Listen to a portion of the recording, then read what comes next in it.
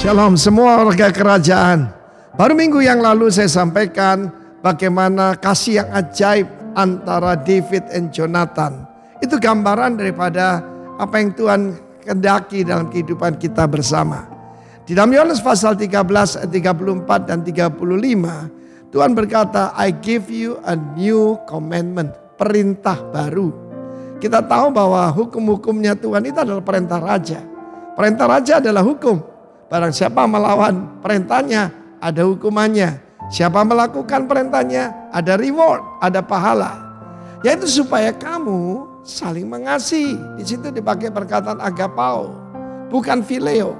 Sama seperti aku telah mengasihi kamu, demikian juga kamu harus atau seharusnya saling mengasihi.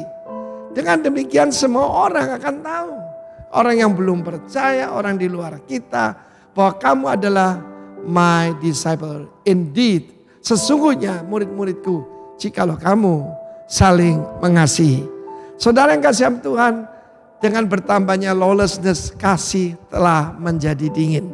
Kita melihat apa yang terjadi pada prior atau pre-Pentakosta, pencurahan Roh Kudus, yaitu terjadi sesuatu yang luar biasa.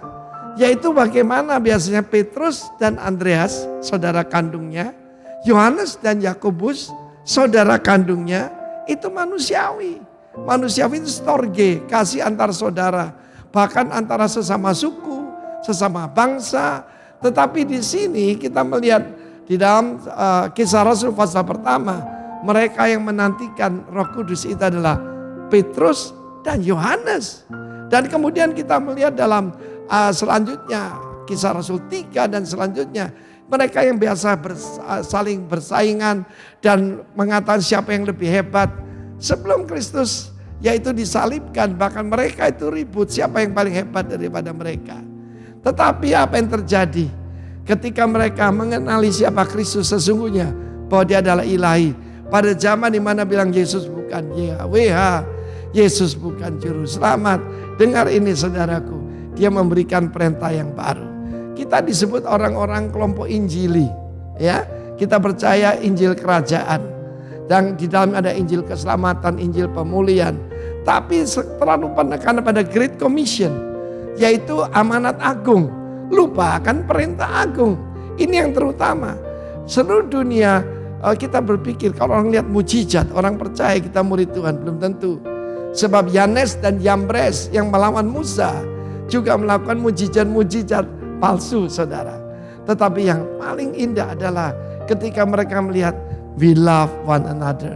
Tidak selalu gampang seperti saya katakan, mengasihi Tuhan gampang, mengasihi manusia tidak gampang, saudara. Kita melihat bagaimana Kain dan Habel saling membunuh, Esau hendak membunuh Yakub, ya Yusuf dibenci, saudara. Mereka ingin membunuh dia. Cuma pertolongan intervensi Tuhan, dia akhirnya dijual sebagai budak. Tetapi saudaraku, di dunia yang penuh hatred, yang penuh dengan rasialisme, ketika kita saling mengasihi, gereja Tuhan itu tidak ada batas ras, suku, golongan, tidak ada, saudara.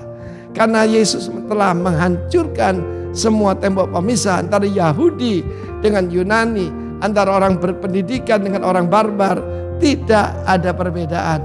Love one another, ini perintah Tuhan, bukan anjuran. Dan bukan cuma phileo, bukan cuma storge, tetapi agapao. Dan itu hanya pemberian daripada Tuhan. God bless you all. Let us love one another in the kingdom of love. God bless you. Amen.